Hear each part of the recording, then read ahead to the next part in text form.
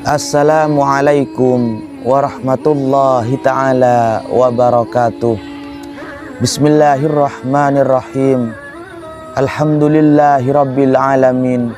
Alladzi 'allamal Qur'an, khalaqal insan, 'allamahul bayan. Allahumma salli wa sallim wa barik ala sayyidina Muhammadinil fatihi lima uliqa wal khatimi lima sabaqa, nasiril haqqi bil haqqi wal hadi ila siratikal mustaqim, wa ala alihi wa sahbihi haqqa qadrihi wa miqdarihil azim, amma ba'du. Seluruh kawan-kawan, para pemirsa, sahabat sekalian yang dirahmati dan dimuliakan oleh Allah Subhanahu wa ta'ala, alhamdulillah, puji tasyakur kita atas kehadirat Allah Subhanahu wa ta'ala. Karena pada kesempatan sore hari ini kita oleh Allah masih dilimpahkan rahmat, taufik serta hidayahnya, sehingga kita bisa kembali bersama, berkumpul, bermujalasah dan mengaji bersama terkait kitab kuning yang meneruskan ajaran-ajaran ulama salaf yang merupakan contoh dari ajaran Rasulullah Sallallahu Alaihi Wasallam. Para pemirsa, pada kesempatan sore hari ini kita akan mengkaji siapa saja sih orang-orang yang termasuk ke dalam orang-orang yang ikhlas atau golongan mukhlis dalam versi bahasa Arabnya. Jadi nanti kita akan membedah dan kita akan belajar siapa saja yang nantinya bisa dikatakan dan digolongkan orang yang ikhlas, dan siapa saja yang digolongkan orang yang tidak ikhlas dalam melakukan kewajiban dan melakukan kebaikan-kebaikan dalam kegiatan kehidupannya sehari-hari. Kali ini kita ambil referensi dari kitab Tanbihul Ghafilin. Bismillahirrahmanirrahim. Wa qila li ba'dil hukama'i manil mukhlis? Qala al mukhlis alladzi yaktumu hasanatihi kama yaktumu sayyiatihi. Jadi ada yang bertanya kepada sebagian hukama. Pertanyaannya itu, manil mukhlis? Siapa saja yang termasuk orang-orang yang ikhlas dalam melakukan kewajiban ataupun kebaikan-kebaikan di dalam dunia? Kemudian dijawab oleh hukama di sini, al-mukhlis alladzi yaktumu hasanatihi kama yaktumu sayyiatihi. Yang dimaksud orang-orang yang ikhlas atau yang digolongkan sebagai orang-orang yang berikhlas itu adalah orang-orang yang menyembunyikan perbuatan-perbuatan kebaikannya di hadapan orang lain. Jadi cuma dirinya dan Allah Subhanahu wa ta'ala yang mengetahui bahwa dia telah melakukan kebaikan-kebaikan kepada sesama umat manusia. Kama yaktumu sayyiatihi, seperti halnya dia juga menyembunyikan perbuatan-perbuatan tidak baiknya ataupun aibnya di hadapan orang lain. Jadi kita bisa melihat ketika orang itu melakukan kebaikan, kemudian dia itu pamer dengan kebaikannya, dan dia itu pamer tujuannya adalah agar supaya mendapat pujian dari orang lain, maka orang itu bisa dipastikan tidak termasuk sebagai orang yang mukhlis, yang ikhlas melakukan kebaikan-kebaikan kepada Allah Subhanahu wa ta'ala. Kita juga bisa melihat kalau di surah Al-Quran itu, surah Al-Ikhlas, contoh ikhlas itu seperti surah Al-Ikhlas di dalam Al-Quran. Bagaimana surah Al-Ikhlas di dalam Al-Quran? Jadi di dalam surah Al-Ikhlas di Al-Quran itu tidak pernah ada kata-kata Al-Ikhlasnya. Qul huwallahu ahad, Allahus samad, lam yalid wa lam yulad wa lam yakul lahu kufuwan ahad. Jadi dari ayat tersebut tidak ada kata-kata ikhlasnya, tetapi surah tersebut dikatakan sebagai surah Al-Ikhlas.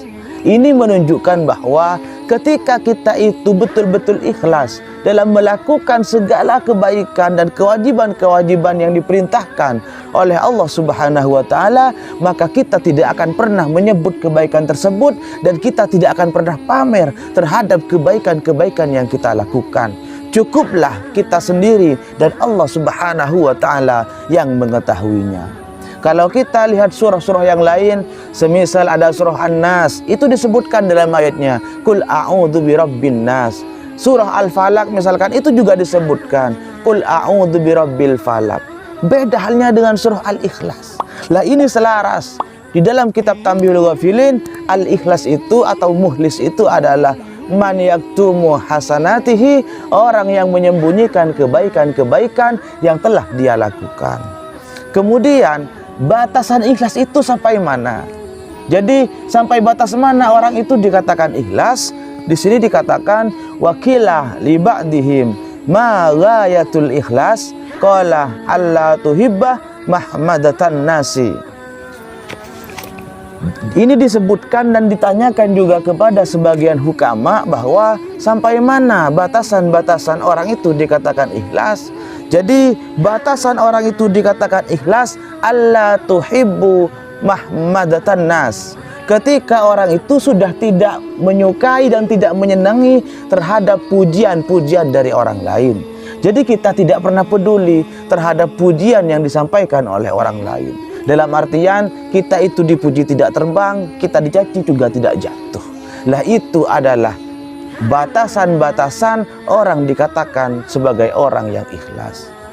Pemirsa, teman-teman sekalian dan kawan-kawan yang dirahmati oleh Allah Subhanahu wa taala, dapat kita ambil kesimpulan bahwa pertama, yang dimaksud orang yang ikhlas di sini adalah orang yang menyembunyikan segala bentuk kebaikan-kebaikan yang telah dia lakukan kepada Allah Subhanahu wa taala. Dalam artian dia tidak pernah pamer dan dia tidak pernah ada tujuan untuk diketahui oleh orang lain.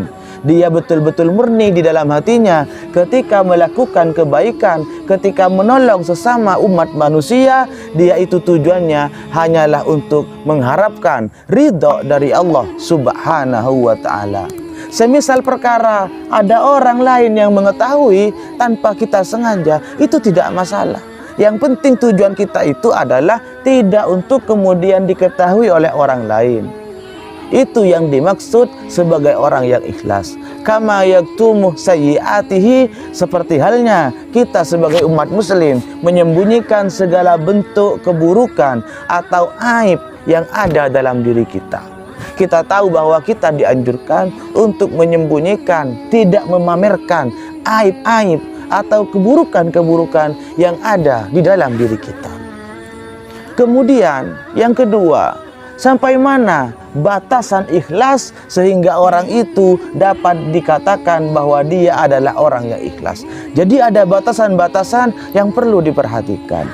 Lah, batasan orang itu dikatakan sebagai orang yang ikhlas ketika alla tuhibbah mahmadatan nas. Orang itu sudah tidak suka dan tidak menyenangi terhadap pujian-pujian yang dilontarkan oleh orang lain. Dalam artian segala bentuk pujian yang diberikan oleh orang lain itu tidak mempengaruhi terhadap perilakunya dalam kegiatan sehari-hari.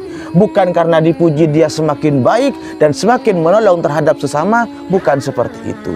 Dia dipuji, kegiatan sehari-harinya atau kebajikan-kebajikan yang dia lakukan itu tetap tidak dipengaruhi oleh pujian-pujian tersebut. Itu adalah batasan-batasan orang dikatakan sebagai orang yang mukhlis ataupun orang yang ikhlas. Makanya ada yang mengatakan kita sebagai umat manusia ketika dipuji kita jangan sampai terbang, dan ketika kita itu dicaci kita jangan sampai jatuh. Dalam artian kita hidup itu betul-betul punya prinsip dalam menjalankan kegiatan sehari-hari, sehingga keyakinan yang ada di dalam diri kita itu betul-betul murni karena mengharapkan ridha dari Allah Subhanahu wa ta'ala. Para pemirsa, para sahabat, kawan-kawan sekalian yang dimuliakan dan dirahmati oleh Allah Subhanahu wa ta'ala, semoga kita semua dalam mengarungi kehidupan di dunia ini oleh Allah diberi kemudahan dan kelancaran, dan kita dalam melakukan kebaikan-kebaikan kepada sesama umat manusia, semoga hati kita dijaga dan kita termasuk ke dalam golongan orang-orang yang ikhlas, sehingga nantinya kita mendapatkan ridho dari Allah, kemudian dimasukkan ke dalam surganya Allah beserta berkumpul dengan para kekasih-kekasih Allah. Cukup sekian kajian kita pada kesempatan sore hari ini. Kurang lebihnya mohon maaf. Semoga ini bermanfaat bagi kita semua. Akhiran, wallahul muwaffiq ila aqwamit thoriq.